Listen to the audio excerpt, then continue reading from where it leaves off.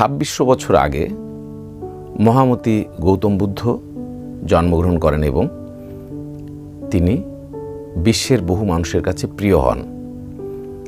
সেই সময়ে খুব ইন্টারেস্টিং একটা ঘটনা ঘটল যে রাজ্যের রাজাও যখন তার ভক্ত হয়ে গেল, মন্ত্রীগণ তার ভক্ত হয়ে গেল, সাধারণ কৃষক প্রজামত্য তার ভক্ত হয়ে গেল, হ্যাঁ, চারদিকের যে মাঙ্ক আছে তার অনুসারী আছে তারা তার ভক্ত হয়ে গেল। তখন একদল কৃষক এসে তাকে বললেন যে মহারাজ, আপনি তো আপনার অনুসারীদের ধ্যান শেখান, সেটি তো 5 দিন 10 দিন 1 মাস, আমরা তো ওই 10-12 ঘন্টা প্রতিদিন ধ্যান করতে পারবো না, 20 ঘন্টা ধ্যান করতে পারবো না মাসব্যাপী বছরব্যাপী, তাহলে কি আমরা ধ্যানের লাভ পাবো না? তখন উনি একটা ভিপাসানা মেডিটেশন টেকনিক তখন উনি প্রবর্তন করেছিলেন। এই ধ্যানের মাধ্যমে তিনি কৃষকদের জীবনকে সুন্দর করেছিলেন। এখনকার মানুষের জীবনের সময় আরও কম, সেই সব ধ্যান 10 দিনের কোর্স, সেটিকে এখন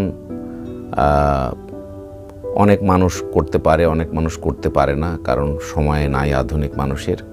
ওখানকার যে মূল টেকনিকটা, যেহেতু ধ্যান বিষয়ে আমি গবেষণা কর্ম করেছি, বহুদিন বিভিন্ন ধ্যানের উপরে গবেষণা করেছি এবং সেগুলোর বিভিন্ন টেকনিক আপনাদেরকে আমার এই প্রোগ্রামে দিয়ে থাকি, ধ্যান এবং মাইন্ড টেকনিক। তো ভিপাসানা মেডিটেশনের মূল ব্যাপারটি আপনাদেরকে হাতে কলমে শেখাবো। আপনারা প্রস্তুত? ধন্যবাদ। আসলে এটি ব্লেন্ডেড, মানে প্রথমে একটু দমের প্র্যাকটিস করে নেবেন।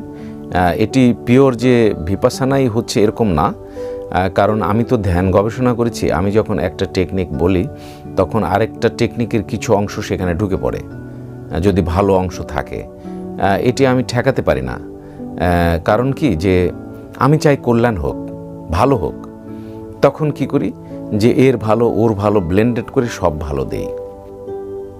আপনি যদি বিবাহের পাত্রী দেখতে যান, তখন দেখা যায় যে আপনি 5 জন পাত্রী দেখলেন, একজনের চোখ ভালো, আরেকজনের চুল ভালো, আরেকজনের জ্ঞান ভালো, আরেকজনের কথা ভালো।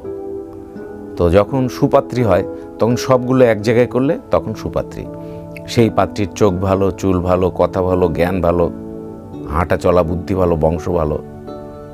অবশ্যই এরকম পাত্রী পাওয়া কঠিন, কিন্তু ধ্যান পাওয়া যাবে। আমার এই ধ্যানের ভেতরে বিভিন্ন ধ্যানের কৌশলকে ব্লেন্ডেড করে এক জায়গায় করে আপনাদেরকে এই কোর্স প্রবর্তন করেছি। প্রতিদিন এই টেকনিকগুলো আপনি শিখলে আপনার জীবন সুন্দর হবে, সফলতা আসবে। ভিপাসানা মেডিটেশনের মূল টেকনিক হলো এইখানে প্রথমে মনোনিবেশ করা। নিঃশ্বাস কীভাবে যাচ্ছে আসছে, যেতে যেতে একটু ঠান্ডা ঠান্ডা লাগছে, আসতে একটু গরম গরম লাগছে। এটি 3 দিন ফুল টাইম করা হয়। ফুল টাইম কতক্ষণ? ধরুন 15-16 ঘন্টা প্রতিদিন করতে হবে। আপনি সেটা করবেন না, আপনি 3 মিনিট করুন প্রতিদিন, সকাল সন্ধ্যা ঘুমের আগে 3 মিনিট এখানে মনসংযোগ করবেন, কিভাবে যাচ্ছে কিভাবে আসছে। এটার নাম আনাপানা টেকনিক। এরপরে আপনি কি করেন, মাইন্ড কিন্তু শার্প হচ্ছে, আস্তে আস্তে ধারালো হচ্ছে। এই ধারালো মন কি করবে, বডির কোথাও সেন্সেশন হচ্ছে সেটি আপনি দেখতে পারবেন। কীরকম? ধরুন এই মুহূর্তে আমার একটু গরম গরম লাগছে, আবহাওয়ার কারণে হোক, যে কোনো কারণে। তখন বডিতে কোথাও আমি অনুভব করব, সেন্সেশন, অনুভূতি। আবার যদি শীত বেশি লাগে সেটিও সেন্সেশন, অনুভূতি। ঠিক তেমনি কেউ রাগিয়ে দিল, বাজে কথা বলল, খারাপ ব্যবহার করলো, ওই মুহূর্তে আপনি কি করবেন, অনুভব করবেন সেন্সেশন, অনুভূতি, স্পর্শ অনুভূতি আপনার বডির ভেতরে আপনি অনুভব করবেন যে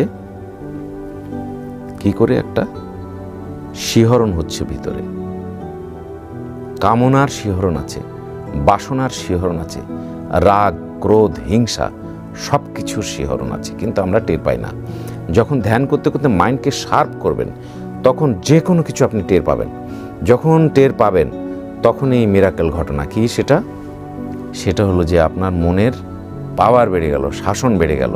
তখন কেউ আপনাকে রাগাতে পারবে না, আপনাকে ঘৃণা করে কেউ দুর্বল করতে পারবে না, মনকে শান্ত থেকে অশান্ত করতে পারবে না।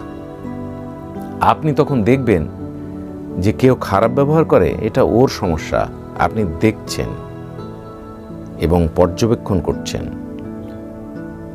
আপনি দেখছেন, চোখ দিয়ে যখন দেখছেন তখন আপনার চোখ হলো দ্রষ্টা আর ওটা হলো দৃশ্য। আর যখন চোখ বন্ধ করে দেখছেন ওই দৃশ্য, তখন মন হলো দ্রষ্টা, ওটা হলো দৃশ্য।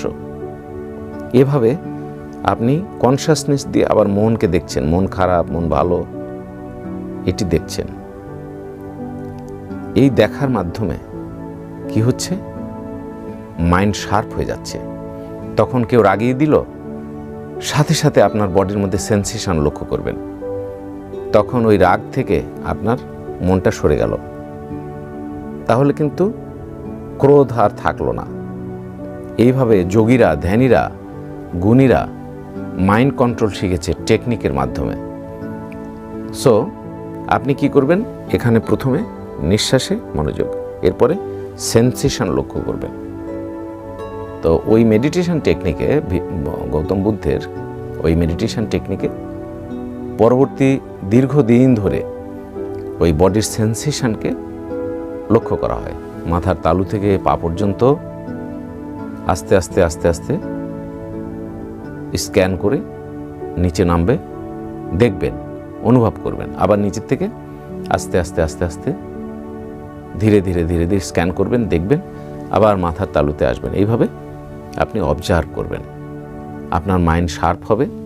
তখন কে কি করছে না করছে, মনের ভিতরে কি হচ্ছে, সব দেখতে পাবেন। মনের নিয়ন্ত্রণ বেড়ে যাবে। এই পদ্ধতিতে মনের নিয়ন্ত্রণ ক্ষমতা বেড়ে যাবে।